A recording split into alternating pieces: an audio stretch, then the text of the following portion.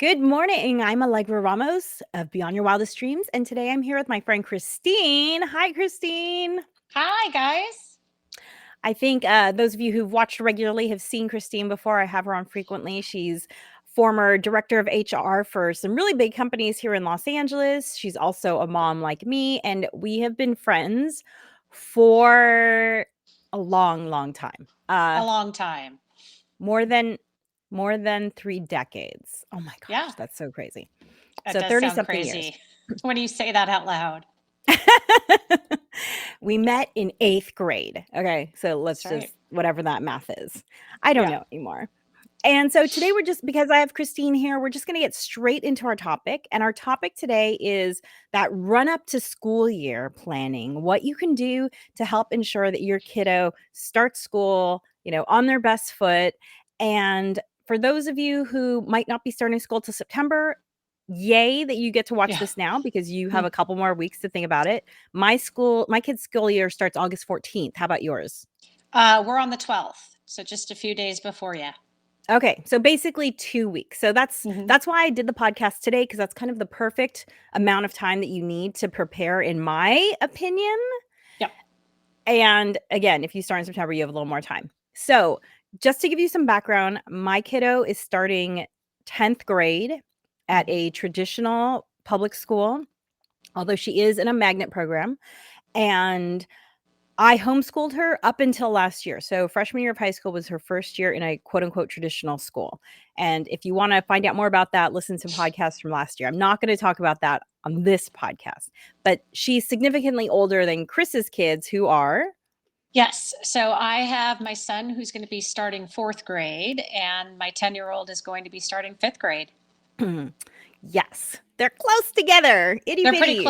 pretty close together. It's going to be interesting when my daughter goes off to middle school next year, and they're in different schools. Yes, that's going to be a lot for you driving Yeah. wise. We'll have to Big, talk about that at some point, because I'm sure you're going to have to figure that all out. But exactly.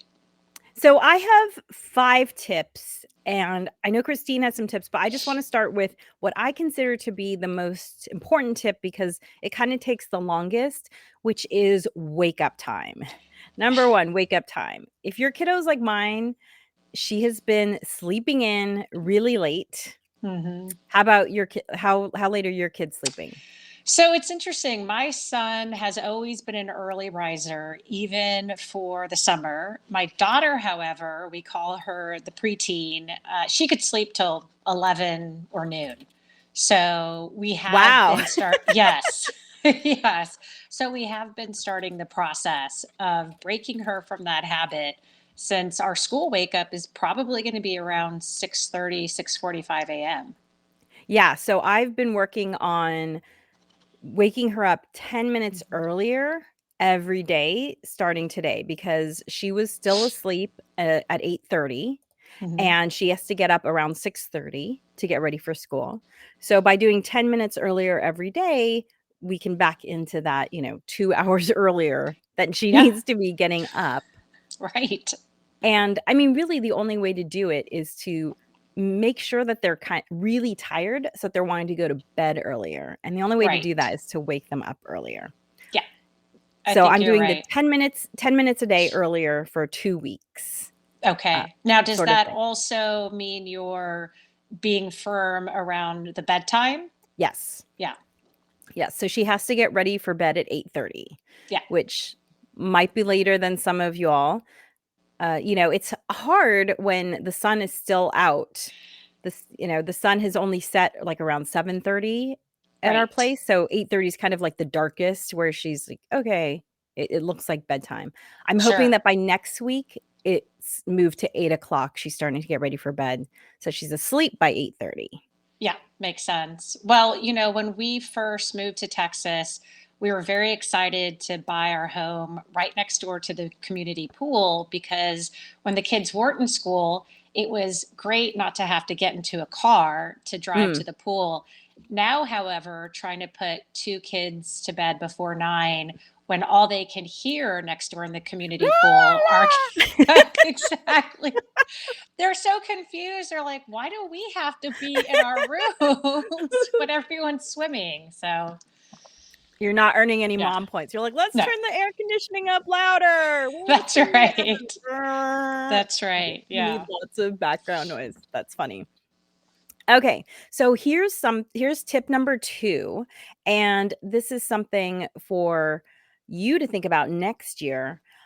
I don't know that they offer it at every grade, but my kiddo's school offered a bridge program that Mm. started, like, just, like, a couple weeks before school, and the whole idea was to give new incoming classmen, so ninth freshmen, an opportunity to be on campus without everyone being on campus.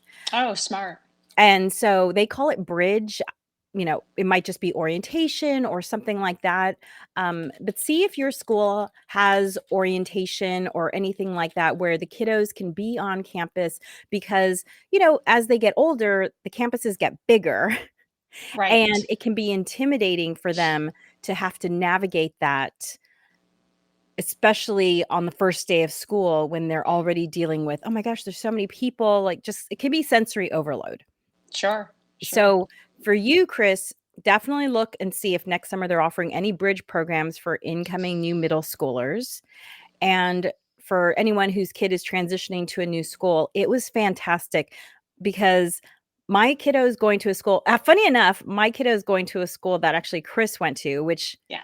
I don't even know how many acres it is. It must be Yeah. 100 It's huge. acres. Yeah. It's huge. It's huge. And so I really was looking for how can I get her familiar with the campus Hmm. before school starts so that when it comes to finding her classrooms, it's a no-brainer. And the bridge totally did that because so she did the bridge and she got to meet one of her teachers and she got to make some friends in advance.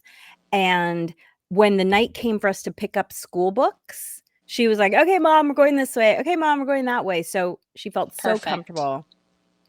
That was really huge. And if your school doesn't have that, then I would recommend calling the school and saying, "Hey, is there any way I can bring my kiddo to campus early and we just walk around and get a sense of the lay of the land?" That's a great idea. I'm coordinating a back to school breakfast for teachers. It's the breakfast is going to be about a good week before school actually starts. And so most of the teachers are there and campus is kind of technically open. So that's a great idea to see if they would allow just a quick tour if they don't have a formal program. Yeah. It was such a great thing. I would say 100% affected her ability to make that transition from homeschooling where she wasn't just with me one-on-one. She did Hmm. take classes outside the home, but even in those situations, there were never more than 70 kids around. And Sure. suddenly finding her way around a campus with what, 3,000 kids milling around, Ooh, it's just that's just a really different experience absolutely. Yeah, for anybody. Sure. for anyone. Okay, so now I have a question for you, Christine. Do your kiddos have lockers? We do not, well, let me take this back. They have a shared space, is what they call it, inside of their classroom. So they can keep some of their textbooks there, but they are still responsible for bringing their backpack home each day and to school the next morning. And is there a lock on it? There's no lock. No lock. Okay. No lock. So Hmm. as kids are getting older, right, they start having lockers. Hmm. And I realized last summer that my kiddo had never used a combination lock. I know Oh, I know the school you right. and I met at, right? We had combination locks. That was something that Sure. we had to do. And I also feel like maybe they were just around a lot more when you and I were growing up. We're Gen X. Right. Like, I don't remember a combination lock being a new concept to me, but I knew Sure. it was gonna be a new concept for my kiddo, so I actually found a combination lock in my miscellaneous drawer in the kitchen, and I showed her how to use it, because 'cause they're all the same, right? Like, the 3 to the Smart. right, twice to the Hmm. left, 1 time, and it took her about 5 minutes to do it, but she said that when she went the next day to school and she had to use her locker, she felt so much more comfortable having Yeah. done it before. I think that's so smart. I mean, I've seen those little YouTube videos where they're showing, a young kid the traditional phone, picking up the receiver to dial, and literally the kid staring at it. Does doesn't occur to them to pick up the receiver. So I think that's smart to show the Yeah, I mean, we think combination of lock. things are so intuitive that aren't intuitive. When the first time my kiddo did standardized testing, she did it at a computer location, and she had to use a mouse. And it Oh, just so right. happened that she had used a computer with a mouse before, but I had heard from other parents that the kids had no idea how to use a mouse because they were used to touch screens, the Sure. tablets. Sure. And so, a lot of times we take these things for granted that, oh, they're just gonna be able to pick this up. But, I always go back to the fact that humans, I was an anthropology major in undergrad. So I always think about how we were programmed, and humans are designed to learn by mimicking what they see. And Mm, so having a combination lock in her hand, seeing me do it, made it so much easier for her to do it and just reduced her stress level. So right. it was such a small thing, but it made a big difference. Yeah. Smart. So, a fourth thing is kind of something everyone's always thinking about, but from a slightly different point of view, which is that people are always thinking about new clothes for the school Mm, year. right. And I have to say, I do very little clothing shopping in general because of tip number 4, which is join your local buy nothing group. Smart. A- and start asking for clothes now. Everyone has clothes to give away. Ever since starting my Buy Nothing group Absolutely. 5 years ago, I have literally purchased, maybe I purchased 5% of my kiddos' clothing. It's like bras, underwear, and shoes. Hmm. And that's only like everyday shoes. Specialty shoes, we get those from the Buy Nothing group. And if you don't know what Buy Smart. Nothing is, it is a wonderful online organization. You can find your local group on Facebook. It's a closed private group, and it is a small geographic area. So these are going to be people who live in your vicinity. And Hmm. all you do, it's a gifting economy, which is there's no bartering of any kind. There's no money. Hmm. It's literally just, hey, I just cleaned out my kiddo's closet. I have 2 bags of size 3 clothing. Who wants it? Yep. It's And great. so, starting a couple weeks ago, I put out a thing like, "Hey, here's my kiddos back to school wish list. If you have, these kind of jeans, let me know." It's a great way to get clothes for, nothing, and to keep stuff out of the landfill. And, you know, I once heard a statistic that there is enough clothing on the planet right now to clothe the next 6 generations of humans, That's right. Oh, that's right. which is crazy. I mean, if you've seen the images of piles of clothes in the desert or Right. washing up on shores because it's not getting disposed of properly, then you know. Yeah. And so there's really no need to buy hardly any clothing nowadays. And our family is actually on a really strict, like, if it's not bras and underwears, it's now a plural noun. Yeah, that's smart. Well, luckily, my kiddos don't have any, uh, what's the word? Self consciousness about going thrift shopping. They think it's Mhm. fun. They're looking for treasures, and the truth is, there's often clothing there still with the tags on. For a variety of Absolutely. reasons. People get gifts that they didn't have an opportunity to exchange. They may have bought something that turned out their kiddo was too small for. There's all sorts Yeah. of reasons, and to be able to find brand new items or really great quality Yeah. clothing, because obviously a lot of clothing that is cotton and linen and made well lasts, and that's Absolutely. why it's been regifted to the thrift shop. They're amazing finds. So the kids Yes. love kind of digging through there and seeing, how they can build outfits for back to school. So we And definitely take advantage of that window. thrifting's great. We thrift as well. Usually, buy nothing's always my first stop, and then if we're not able to find exactly what she's looking for, then we thrift. The other thing too is that you could host a clothing swap. There's a mom in our Buy Nothing group who likes to host a Smart. clothing swap just because it's a lot more kind of hands-on and you get to Hmm. socialize, and that is such a fun thing to do. Just say, "Hey, everyone bring your stuff over. Take what you want, leave what you don't, and then you just do a big drop off of donations, whatever is left over.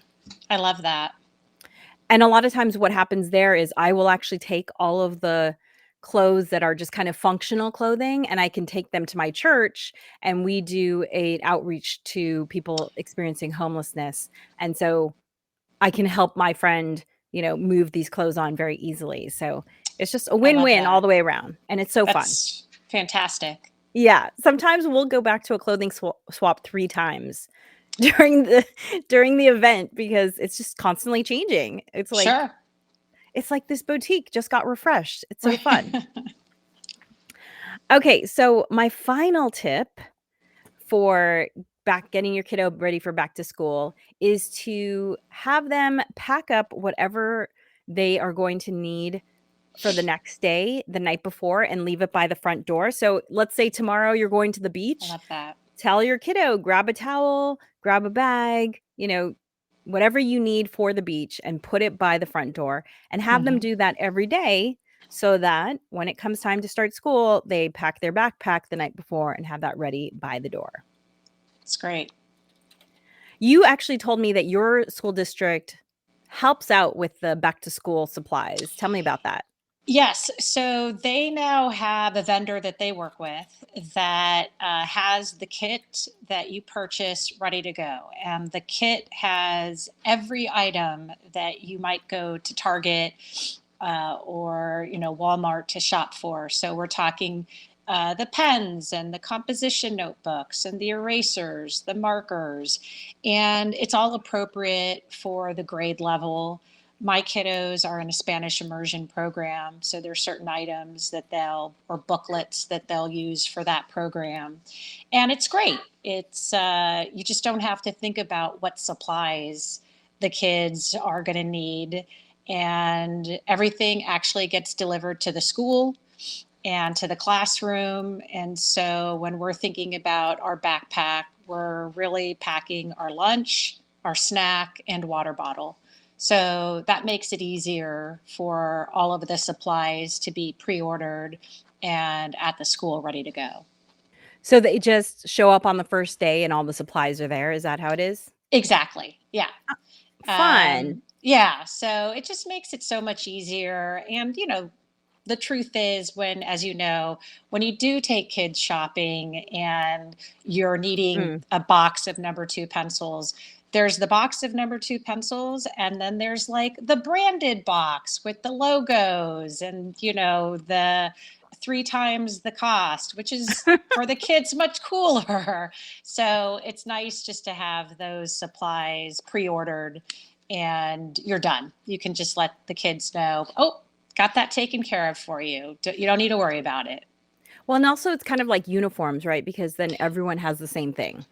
That's exactly right. And I think that might have been what was happening is that Mm. there's, mechanical pencils apparently are very popular again with the kids. They're the And Ferrari of the pencil world. that's right. That's right. And so I think you're right. Having it uniform, everyone's using the same pencil, the same composition notebook, especially at that age, the 8 to 12-year-old.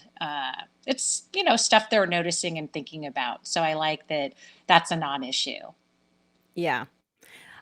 So I'm just gonna go quickly summarize. Unfortunately, when I put this up, Christine, it's gonna cover your lovely face. But just to quickly summarize the 5 steps for preparing kiddos for school. 1, start waking them up earlier, Hmm. 2 weeks in advance, 10 minutes a day to make it easy. And that will they'll be tireder and they'll go to bed earlier too. Yeah. Number 2, see if your school has an orientation or a bridge program. And if they don't have that, then give your kiddo the opportunity to walk around the school early by calling in and saying, hey, can I do a self-guided tour or something? This is especially important if your kiddo's starting at a new school, new Right. grade, just to have them feeling not stressed about a new place. I mean, I know, just as a segue, like anytime I have to go somewhere big, like a university campus, or like Hmm. I'm speaking at the LA Convention Center in 2 weeks. I'm doing a training and I have I've looked at the maps. I have oriented myself like, okay, I'm going to park here and then I have to walk here and I have to go there. Hmm. And I've decided that I'm going to show up 3 days before I have to train to walk the space so that on the day that I'm training, I'm not running around like, where's the bathroom? Where's the water? Like, Sure. it brings down your stress level so much. So if you can do that for your kiddo, absolutely do that. Number 3, show them how to use a combination lock if they're going Yep. into a grade where they're going to have to use one. It's such a tiny thing, but it makes such a huge difference. Just them actually physically knowing that they can do it. Sure. 4, when it comes to getting clothes for the school year, check out your local Buy Nothing, go thrifting, or maybe host a clothing swap. These are really low cost ways to get higher quality clothing and also just, keep clothes out of the cycle of the landfills. Sure. And then final tip, help them pack what they need the night before for whatever it is you're doing during the day so that they can get into the habit of packing their backpacks the night before. That AM scramble of throwing things together, it just adds stress that's not necessary. So if you can pack the bag the night before, whenever I have an event, my bags are always packed the night before. Sometimes they're even in my car. If they're not anything high value, I'll just put them in my car so I don't have to even deal with it in the morning. Yeah. I So like that. great ways to reduce stress. And one, extra tip is that my kiddo knows that at the end of 2 weeks, the day before school, if she keeps with her getting up earlier every 10 minutes, then we'll have a little reward breakfast the day I before like school. Like just that. as an extra incentive to like, yes, I know, but it's something you have to do and we're going to reward you because Hmm. that's a way to motivate you. I like that. Thank you so much for joining me, Chris. So much fun as always to have you. Thank you.